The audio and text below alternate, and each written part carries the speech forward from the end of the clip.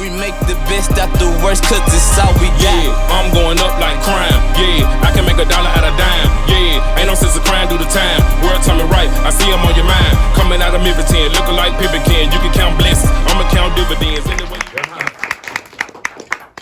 Hey, that's perfect. Do you want it? Anyway, let's get it started. My name's Ezra. I'm with Shangri-La Records. Before we begin, so we're doing this lo-fi and hi-fi series. This is the second one. Last month, I don't know if any of y'all were here, but we did Play a Flies on the Run. We had Blackout come through, which was cool. Yeah, man, that was awesome.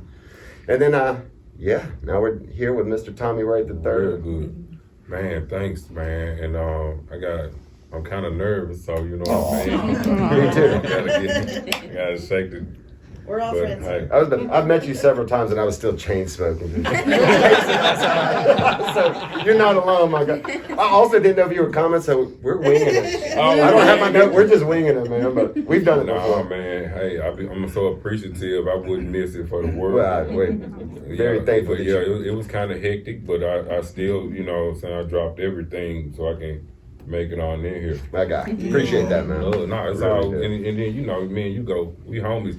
When I was really starting the tour and everything, and you did that interview for me, we were here. That's right. We were, before WYXR was in that studio, there used to be a podcast studio, and I had a podcast called Memphis Musicology. Mm-hmm. And I sent Tommy a DM just because I was feeling froggy, and to my shock, he was like, "Yeah, bro, what the hell's a podcast?"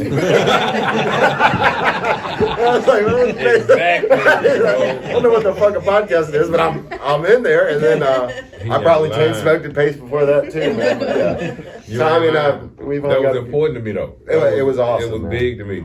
Just like any other, you know, invite. It's always kind of big to me because I know that, you know, hey, you could be with anybody else, and so for you to invite me, that's huge. So. Well, you were beyond humble, man. No, it was huge man. for me to have you. So, and same for tonight, man. And it's good to document things. It's good to kind of get stuff off my mind.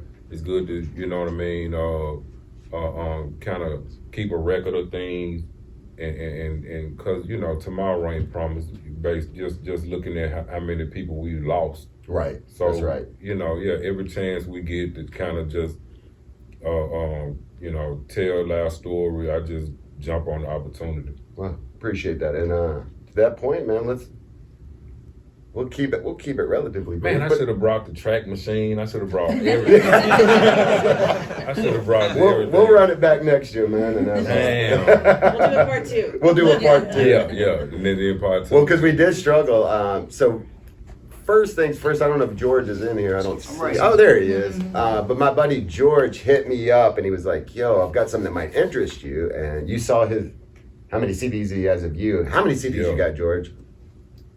Memphis rap, it's like 250-ish. Yeah. So George hit me up and was like, "What can we do with this?" And after some conversations, here we are.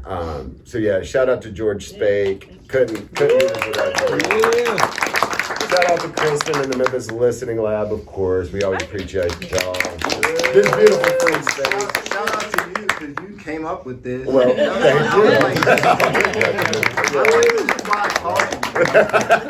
I got all these CDs, but you know. That's right. No, we made something happen. And those are the OGs. Those are the important ones. Those were the first press. Yeah, no, it's an impressive. Well, we struggled. We were like, we're gonna do Tommy. Which damn classic do we do? But we went with On the Run, my personal favorite, even though. But you talked about documenting, and that's my main goal. Is I want to get this stuff sort of like archived and available. You know, the artwork and all the history there, because a lot of people don't get to see it on streaming because it's just an album cover. So I hate that. It's a lot of stuff in those notes and things. Yeah, and when streaming started, they used to make it available where we could like put the whole booklet. And then I started hearing a couple of people, no, we don't. You don't need the booklet. That's when you mentioned Blake, the guy that designed all my covers. He was one of the guys that said, "Hey, Tommy, you're late. They don't do booklets no more." I'm like, what? Yeah. But people are missing out.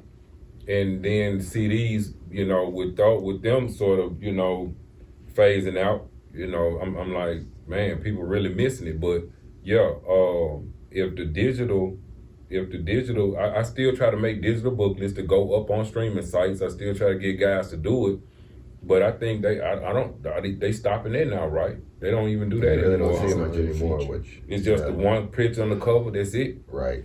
Man, well, I still keep the booklet in mind. It's still a part of me. Once once you started making music and it was so important to you and that was so big to you, it's hard to break old habits. That's so right. I just keep on thinking about the booklet and putting in notes and all that stuff, important pictures nobody saw. That stuff is like always in the back of my mind. I try to, like I'm working on something right now, and I'm telling Blake, hey. Still I working need with this. Blake. Yep, That's cool. Yep. That's cool. I would like to, because Yeah. man, and a lot of people can't really recreate those visions I have. Right. Like on the Run cover was just a bunch of thoughts I had. Maybe my And favorite Memphis album cover. I and love man, I hope so. I'm glad because I it love was. it.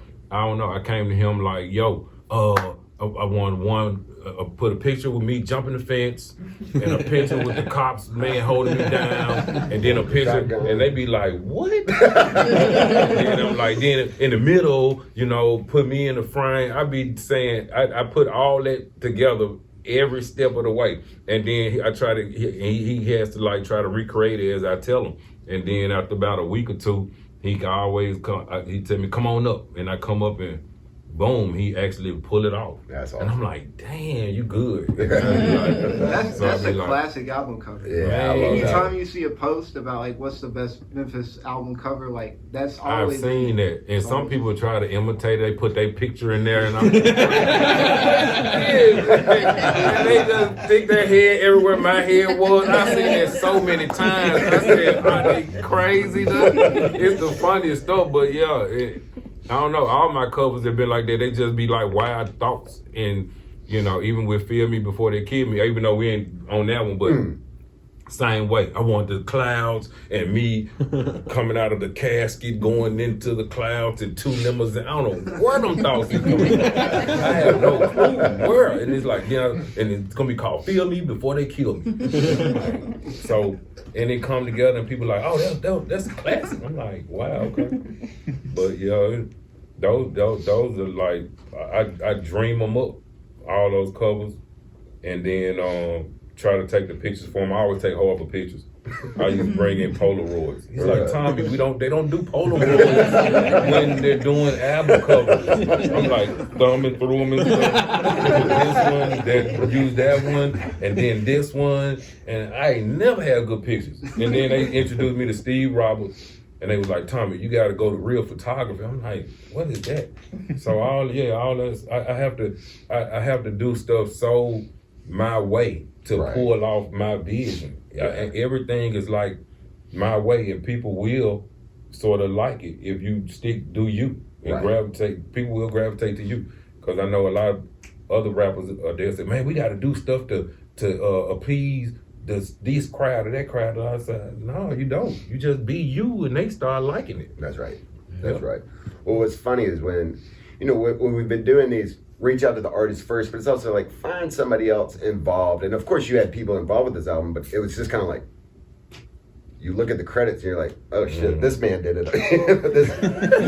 You're like, Tommy just kind of did the whole damn thing. All of it, which is awesome. Can we curse? No. She hadn't yelled at us yet. Kristen We're not live on TV right now. Okay, we're not live. It's just going on YouTube. But all that shit. Well, let's start, I guess, at the beginning, man. Just tell us how you first got into music, how you first started rapping, and what the process was. Man, I was a student first of everybody. Like, man, I mean, collecting all that stuff. I wish I still had all my archives and all my stuff, but man, losing stuff over the years. But I had every tape you could think of, because that's what it was then. It was tape. I wasn't in the 45 era. That's kind of like our parents, but when it came to tapes, I just was a lover. Like, man, everything, the East Coast, and a lot of people always gravitate toward the West Coast first, but I was East Coast before then the West Coast. So it was all the MC Light, the MC Shan, the girls, not just the guys, but the girls too. Right. And even, you know, the Fat Boys and all the groups and the Grandmaster Flash and Houdini. Man, used to run home from school and lay on the ground in front of the big floor model to watch Houdini in their videos and Michael Jackson. Yeah. And I know somebody was surprised that I know all the R&B songs. I don't know why. I was a real music lover of every kind of music. I even liked Boy George. I love all that, you know, Duran and just like, man, all of that stuff was just, man, it just caught my eye, and then as I guess as time went on, battle rapping sort of what made me want to rap. It was like the guys in the neighborhood was sort of battle rapping and standing on the corner going at it, and I'm just showing up and just being a spectator and watching, and then I go home and I would make a rap and practice, and then I would show up and I got to rap today, you know, and then I'd try to rap and go against them, and they'd wait a minute, you know, just wait. And so the battle rapping guys in my neighborhood, I try to give them a shout all the time, Terrence Webb and dudes like that. They made me want to go home and try to make rap, and I probably was like,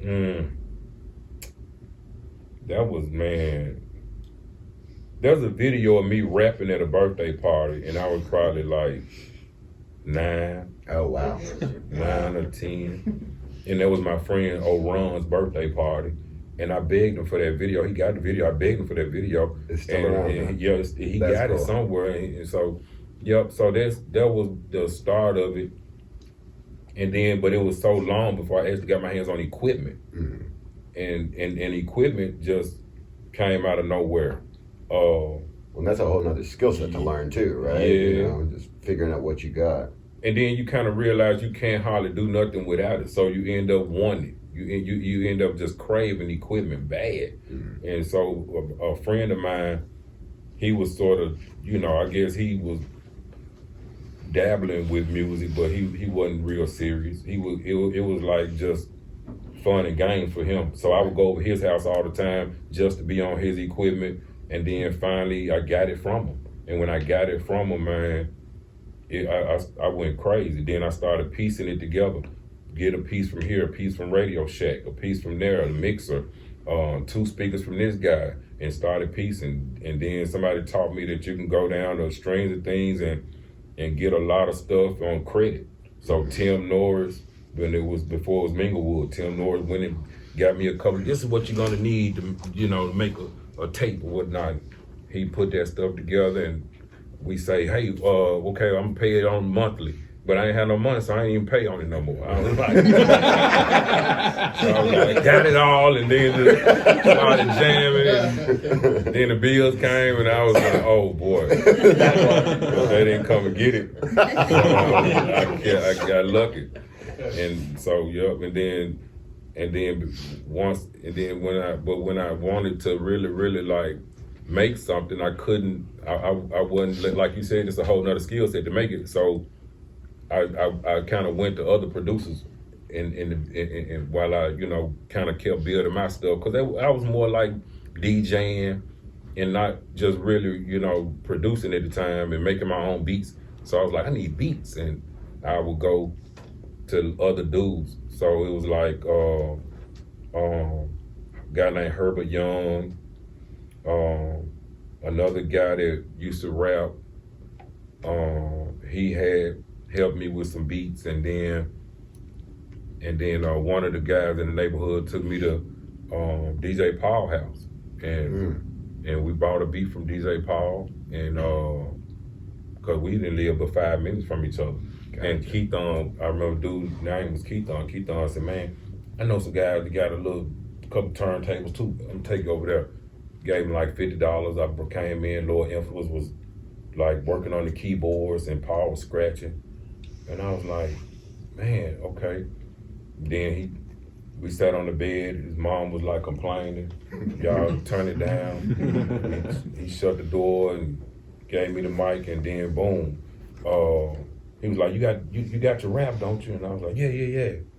And I kind of spit it. I don't think I had my paper. I knew Shoot to Kill then. So Lord did the thing. Paul did the beat. Lord did the keyboards.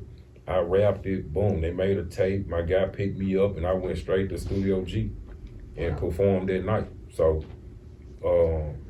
after I saw what they had and this and that, then I ran home and started reading the books on how to make the beats and produce. And so I barely went out to other producers after this. Right. So your sound is just so indicative of that early 90s sound, which is so huge right now, you know what I mean? Just emulated. But like... They losing it though. They losing it as far as us go. But the world, the world, or the, should I say the other music makers, they love it, but our artists got away from it. And that's true. And I think it was kind of like, it had a lot to do with probably Cash Money. It had a lot to do with, I think, the New Orleans sound. And I saw a couple of our rappers sort of gravitating that way. And once I saw that, I could tell our sound was sort of, you know what I mean? So I think we kind of got away from it, and we got away from it too much. And then when guys like me and Paul and a couple of us, once we started sort of kind of getting families and wasn't really like pounding it like we were at first, then we kind of left a room for people to sort of kind of go and change the sound a little bit. That's right. Yeah, right. But they changed the sound. They want to. I think they want to be mainstream. They want to be mainstream. They want to sound, as much as we didn't sound like Atlanta at first. To me, it's like everybody sort of wants to sound, like Atlanta, or like keep a universal sound. I want to say a mainstream sound. So they got away from the heavy drum. They got away from the hi-hats. They got away from it, but they see the other people want it, but they ain't using it themselves. The rappers now, they not using it themselves. That's true. Yeah. And that's bad. Sounds that sound more like Memphis than Memphis, for sure. Coming from damn Switzerland. Yeah, coming from somewhere else. Right. Well, let's talk about this album, man. The one we're here for. Just tell us a bit about this is the third full length. Is that right? Man, actually, On the Run is my if you were looking at it from CD, I kind of look at things as tape days and CD days. As far as tape days, it would be like my third Memphis Massacre, Run the Gun, as really kind of like my fourth. Gotcha. Yeah, but as far as CD days, it was my first CD. It was like my coming out party. It was like, man, it's these new things that are called CDs, and man, we trying to graduate. We trying to be off of tapes, and we trying to go nationwide. We've been local, even though shit wasn't even local when when we thought we were local. It was already in 50 states. The tapes were everywhere. It was no internet then. You didn't know all that. But I was getting calls for features and stuff when I was like on my second and third tape. I'm like, how did you hear that? I just made that for the neighborhood. But that stuff was all over the world so quick. Yeah, the bootlegs, the flea markets, and people were like, man, we got this down here, we got this over there in Florida, blah, blah, blah. So as a youngster barely in high school, everything was already out there. But I just wanted to graduate. So it was like, man, I need to, but I was really putting it together as a tape. On the Run was really gonna be called the Tommy Wright Show. Yeah, it was like a tape. And so Player Fly had came over, and I was like really just making songs and thinking, man, how am I gonna go nationwide? But it wasn't really on the run in my mind. I wasn't when I was making it. I didn't have that vision like this is gonna be on the run. Right. No, I didn't. No, it was like just songs. Come on. Yeah. Come on. I'm trying to go nationwide. I'm trying to graduate. It's these new things called CDs. I need to be on a CD and blah blah blah. And then Selecto Hits came along and Lil Blunt took me to one of his meetings, and I was sitting there and I'm like, yeah, my tapes are doing good, and they were like, we just gonna work with Lil Blunt right now, and I was like, yeah, but I got some dope songs. Y'all probably want to bring us on board, right? And after 2-3 meetings, they were like, they wasn't interested. So at that last meeting, I was telling Lil Blunt, I said, man, if they don't want to sign me, man, forget it. And then we came, they didn't speak on it. We were about to leave, and then they stopped me. They was like, hey, if you still want to, put something out, your contract's up front. And I was like, oh, wow, really? And then got up there, and it was still the Tommy Wright show at that time. But once I realized I was gonna actually be on the CD, I was like, no, I'm changing it. I gotta come with some professional. I gotta come with something that's really, really talking about it in the songs and da. And I said, okay, on the run. Cool. And then delivered it. Came to them. They introduced me to Larry Nix. You go here, you get your songs mastered. And but I was coming out the house. They didn't know it. I was coming out the house with everything. I didn't go to the big studio. I did the whole thing in my house. So I had to go to Eric May. He had a nice studio. I brought my little track machine, ran my track machine into the big board. Right. And then he mixed it. Didn't have Pro Tools then, ran it straight to the DAC. Then after we got it to the DAC, boom. I would, take that to Larry Nix, Kevin, they would load it up, master it, turned it in, and Selecto Hits was like, okay, we're gonna press them up, and we just signed somebody else, 3 6 Mafia. Wow. And so I was like, oh, I think it was 3 6 Mafia then, because in the old days it was 6 Mafia. Right, then when they got with them, it was 3 6 Mafia. So then, boom, we came out almost at the same time. Music Styles, On the Run, both of us probably in 96, 95? 96. Mm-hmm. Yeah. So pretty wild. Yeah. What a year. And then got in there with Blake. I got my music. Okay, going here with Blake, thumbing through all these pictures, putting it together. Boom. Okay, here's the cover. Okay, on the inside, ran to a tuxedo shop.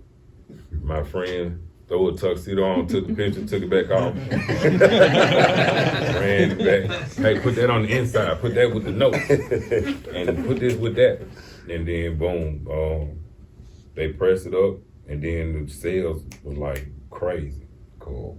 10,000 pre-orders out the gate, and then 20,000, then 30,000, then 40,000, then 50,000, and I was like, man, I think I paid y'all back, haven't I? Right. Because I would order a lot. I would order a lot of stuff. I would order like so many posters and so many. I was like, yo, I need posters. I need this. And I would paint the town with stuff. Right. So I was a real promotion heavy dude. Yeah. To try to get the word out. So I would run my bills up crazy. My bills would be so high. The pressing bill for On the Run, plus the posters and CDs, all that stuff used to cost. Nowadays you don't have that cost, but right. I would run my bills crazy, and it sold and paid those bills back. So boom, I was like, okay, now I get to see a check. Right. Yeah. You got something going now. Yeah, now I got something going. And then at the same time, I was really trying to pile it on. That's why maybe 2 or 3 of the songs, I'm not even on them. Because I was just kind of feeling like a sort of DJ type of dude. Mm-hmm. Like just, just a mixtape type of album. And not even really seeing myself as a huge rapper. Right. Not even seeing myself as a big rapper. But it worked out. Mm-hmm. You got great guest features on this one. That's part of that.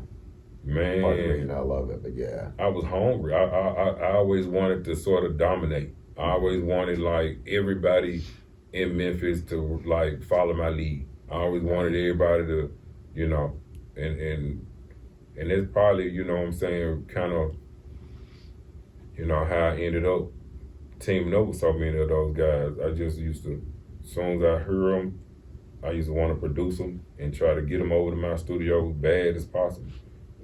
Tiny Mind, Fly, all those guys. I was like, I gotta have them. I just always wanted an army. Yeah. And so it came together like that. And I guess they looked at me as the you know, the next best thing if you don't have a deal or you don't have nowhere to go or you don't have a producer or you fall out with your producer. You know, I'm going to Tommy. Yeah. Right. Yep. Right. Yep. That's cool, man. Well, before we get into the album, you've had a busy few years. Mm-hmm. Got the Beyonce track. Yeah. I saw you were working on the soundtrack. Yeah, just tell us kind of what you've been cooking over the last 2-3 years.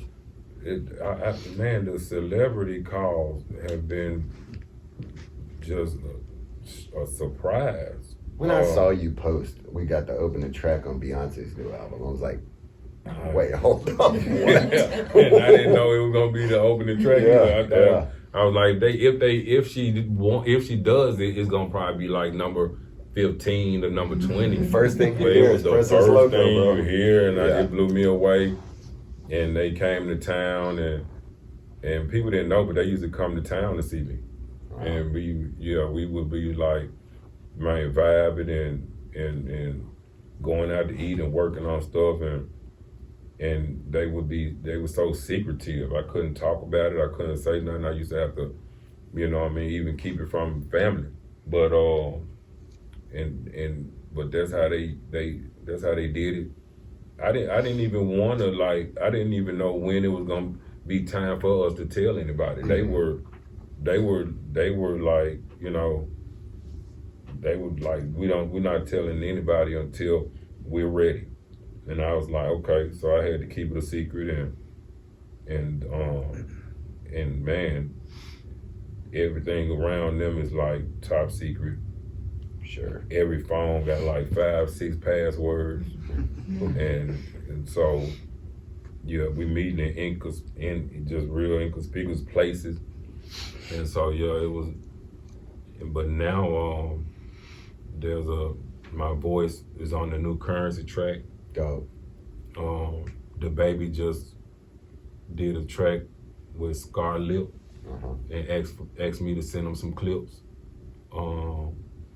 And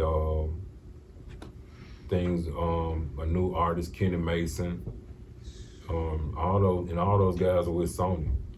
Gotcha. All those guys have got big deals, and I'm glad they're showing love, man. That's awesome. Yeah. Love to hear. And I ain't even real big on that. I ain't even real big on sharing my stuff like that. I'm not real big on being sampled. I'm not real big on, like, you know, people remixing my stuff. I'm really not. Right. But when when it's upper echelon, when it makes sense, I went ahead and I go ahead with it. But it's a lot of stuff I'm turning down. Right. Like P. Diddy with Mace, they were like, "Yo, we want to do Meet Your Maker." I'm like, well, that's bizarre. I said, But they don't even. I don't even get that. They don't even like sound like y'all sound. Not at all. Huh. So I'm like, look, I'm still performing that song everywhere I go. So it'll be too much like, hey, me and you both wearing the same dress to the same party. So I said, let's stay away from that one. So a lot of stuff I be turning down, and then a lot of stuff I had to catch. Right. Yeah. Right. A lot of stuff I had to catch. People really just go ahead and try to do it and just kind of put it out there. Notice it. Mm-hmm. Gotcha. And hope nobody notices it. So, which I hate, but shows the influence, man. You know. Man, I learned a lot in this recent couple of years. Yeah. I learned so much from Beyonce. It's crazy. I thought I knew it all because I am like a real big student of stuff, but no, I mean, she taught me so much, and then the professional side of stuff, the lawyers and and all of this and that. Yeah, it's a lot different than what I was used to. Yeah. Before I hit play, man, you mind if we take questions from the crowd? No, let's do it. Anybody got any questions? Or are y'all anxious to listen? For real. So I was gonna say, Squeaky opens up the intro. Like, what was the connection with him back then? Was that just Studio G, just everybody knew him, or like, how did that end up happening? I was a fan. Yeah, Okay. I was a fan, and just trying to make On the Run the best I can make it, and just just trying to really kind of have all the different sounds to make that album as dope as it could be. And I was a fan, and I was like, I want a track. Can you give me a nice, intro? I think it was like $50. Perfect. So I was like, went over there and had a chance to soak up what he had going on. And he had the home set up like me, 20 guys on the floor like me. And I was like, oh, and the microphone sitting on top of the speakers. I actually got video of a lot of this stuff. So I'm gonna put it out. I'm gonna put it out. Yeah. Please. Yeah. I teased it before, but it was kind of so hard. But yeah, we're gonna put out the video. I got video of all that with Squeaky. With Squeaky producing that track from scratch, doing the intro, me in his studio, then bouncing to somebody else's studio in another studio. And man, clips of all us, doing all those songs and Blackout, like you were mentioning, coming over and bringing his whole crew. And so, I just felt like I needed something from Squeaky to really get my album that kick. And back then, in that moment in time in Memphis, you just bought a CD at Cast Music or whatever, or a tape, my bad. You hear Squeaky come on, like that name was known. Everybody knew everybody's name, and that context I feel like is lost sometimes now. Because like back then, if you were buying that tape, you knew about Fly, and you knew about Blackout, and you knew about Squeaky. And like now, somebody puts that CD on, they don't understand the impact of like hearing that name at the beginning of the CD. Right. That you would have gotten back then. So tell me about it. And I understood it. I knew it. And that's what I was going for. Shock value. Yeah. And having everybody, that had some pull. And Squeaky had pull, but I don't know. And his tapes, they were all classic, legendary. Bringing, all those guys to the forefront, 8-Ball, MJG, and Looking for the Chewing and Skinny Pimp and all them, man, that was, so I was a big fan. And so that was like, I understood what it was for and what it was about. And I was trying to like grab that Orange Mound like crowd, because I knew he had that neighborhood under his belt. And that's another game I tried to play. I tried to play the neighborhood game of like, who's big in that area, get them, and try to flood the city. And just, I've always wanted to just sort of just take over Memphis and find, the talent, put it together, and call out neighborhoods in the songs. That was big too. Yeah. We would holler the neighborhoods quick. Yeah. And so, and hope that they help, get your stuff out there. I got a 2-part question for you. For sure. Do you remember what kind of gear you used back then, and like what was your thought process, like your creative process when you was like laying down the music? Like was you like one take, or were you trying to are you perfectionist trying to get your cuts right? Or? I remember every piece, because you know what, I never really graduated from my old stuff like a lot of these other guys. I kind of hate that, because I really can't walk into these new studios and just engineer. Because once it went digital, I kind of bagged up a little bit and I was going through stuff. So I really never kept, with engineering. So So I pretty much know every piece that I've ever worked on, and I want it back now. And they using programs. We had drum machines. So the 4-track machines, drum machine, Korg X3 keyboard, and keyboards that could sync up with the drum machine and sync up with the sampler. Cause most of our music always has samples, or we always playing words over and over and over again. So, and that's, kind of like our signature. That's kind of like what we known for. And so I always gravitated toward equipment that I could, heavy bass, sample, and run the samples to the keyboard, syncing everything up, MIDI, and then going down the regular tape, and that's to me, that's the best. That's the stuff I love. That's stuff I came up on. Did you kind of like lay down the instrumentals and then put your verses over things like on tape? Good question. Definitely that. Yeah, definitely that. And because the way you had to connect everything was like, yeah, and a lot of times when you only got 4 tracks to work with, see, people now, you got unlimited tracks. So, people who in here record music, they already know what I mean. The tracks are like how many different pieces of a song, and you put that together to make the song. So we only had 4 tracks. I only had 4 tracks. So you would basically like try to have a lot of your beat done before you even think about laying it down and doing the rap. So yeah, I would have to hear the keyboard, the samples and everything, and then go ahead and hit record and lay it. And then come back and do my rap on top of it for sure. That was always the process. And you couldn't replace stuff then. You couldn't hardly punch in. The way they punching in now, you couldn't hardly do none of that. But do you feel like because of that you get more of a raw feeling? Like that organicness of the first take is always magical? And you get a lot more, and you get more season, you get more practice, and you know your stuff better. I was with a rapper that when we was in California, and the mics, the system went out, and I was like, yo, until he gets that back up, we just gonna spit some flows. So I was rapping and I told my homeboy, I said, yo, he gonna spit a rap too. And I gave him the mic. He was like, I don't know my raps. It be like that. It be like the rappers be messing up their own stuff.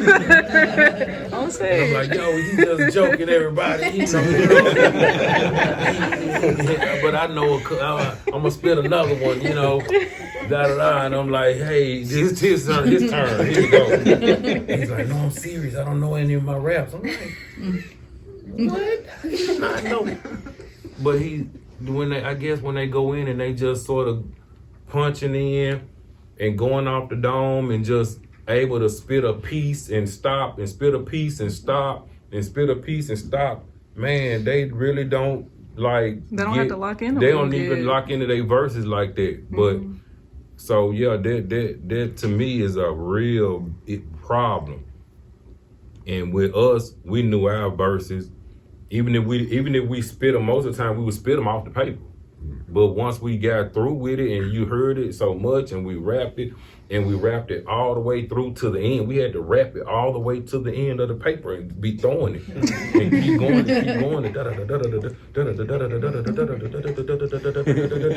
But that has such a great. And he's like, no, I ain't like that. Do it again. And we'll do it again. And so, you know what I'm saying? I might do a rap 100 times just to make sure I got it down. And they don't have to do that, which is kind of like a laziness, but a kind of, but when I listen to my old stuff compared to new stuff, it sound like, man, they stuff sound better because it seems like they don't have to cram, or they don't have to struggle or try to get it all out. You say better in what way? Like just, understanding it, Because if I say a rap, and I don't have all these tools, I can tell where a person can't understand every single word as they will understand somebody who's got all these different tools. They can start over. If I can start my raps over 100 times, or if I can do my rap in pieces, oh man, you'll understand everything great. But if I'm doing my rap, you know, with that, man, top to bottom, no stopping, and that trying to keep making these breaths, oh man, it's a couple of parts that probably, you know what I'm saying, go unnoticed, or it might, you know, kind of be hard to get out, or you ain't gonna hear them as well.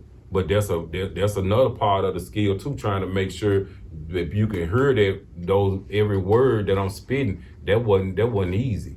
So it makes you kind of seasoned and practice.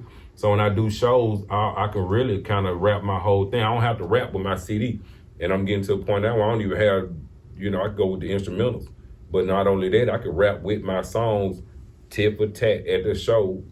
Like every song I pick, I can rap with it on point, dead on. I was about to say, that definitely helps when it comes to the live performance. Yeah, hell yeah, that helps. Yeah. So yeah, but yeah, that process, instrumental would go down. I just want to hop on it. That would be instrumental would go down.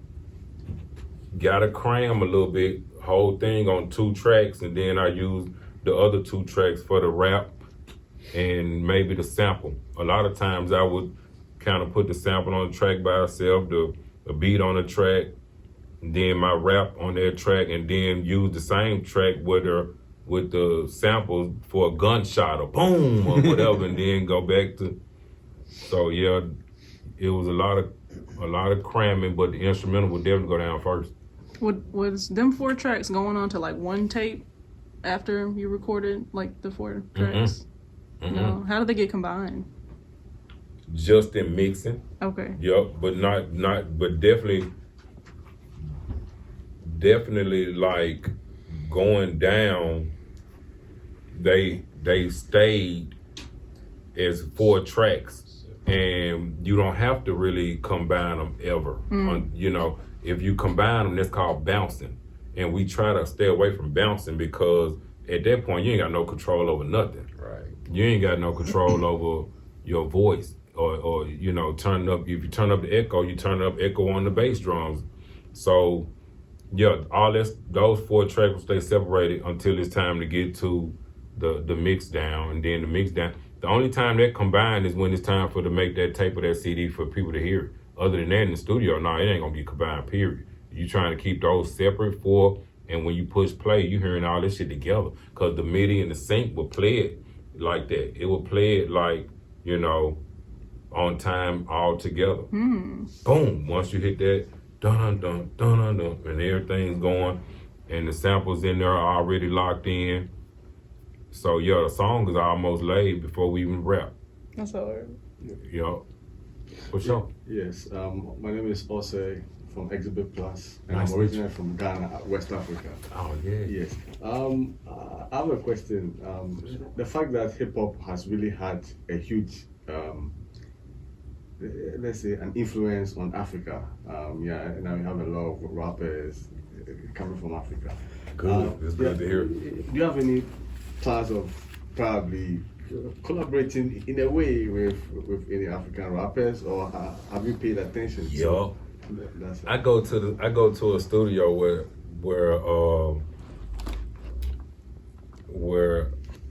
a guy,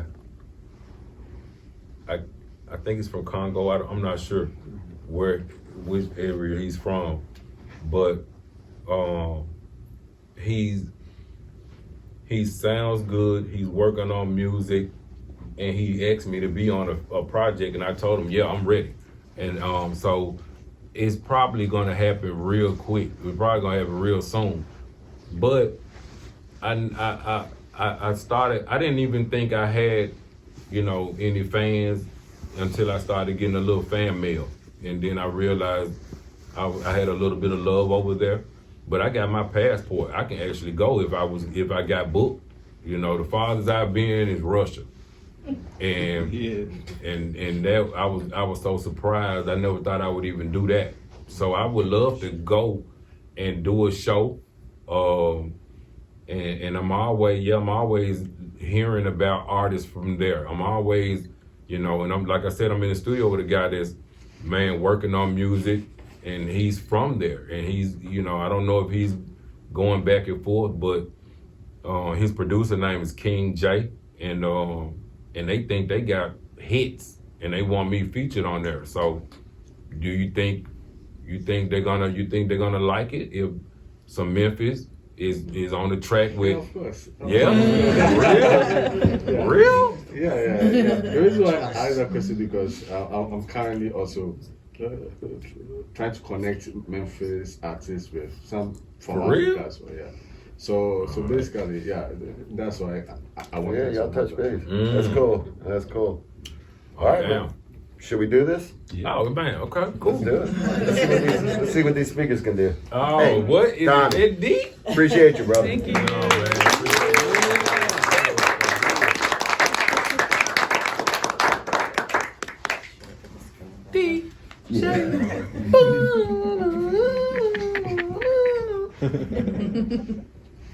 It's the Tommy Wright. Oh, he gave it away, didn't he? In the intro. It's the Tommy Wright Show. Y'all would never change these up for a minute and chill. On the run for the knocks and the cops, hot Tommy Wright. Play a boxer with that trick, shit most part of me is a slim, let's see. Try your best to protect your good and mix. Once I pop your trunk for the pump, niggas get down down like Boris Gump on funk, my nigga. Is I till he fucking.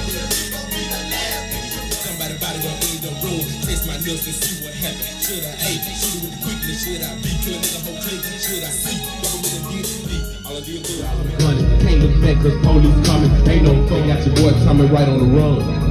I'm on the run from blue. We make the best out the worst, 'cause it's all we got. Yeah, I'm going up like crime. Yeah, I can make $1 out of dime. Yeah, ain't no sense of crime, do the time. World Tommy Wright, I see him on your mind. Coming out of Memphis 10, looking like Pippin Ken. You can count blessings, I'ma count dividends. In the way you. Do you want it in the middle or over here? Okay, put it over. Yeah. That's right. I love the On the Run shirt. I had one, but I probably would have busted out of it. I had the dollar bill shirt that you made. You had the dollar bill shirt? Yeah. Oh, yeah. I don't like know if that. eventually it just got so hideously stained. I just had to get rid of it. He brought some new ones, and I was like, thank God, because I can't keep a white t-shirt, bro. Yes. My white t-shirt is ruined. That's what I said. I was looking so for it glad. frantically before this show, and I couldn't find it. I was like, eventually I had to have just thrown it out. That's what happened to me, and I shed a single tear, you know. I know. I Forever. gained a couple of pounds. So, yeah, my shirt, yeah.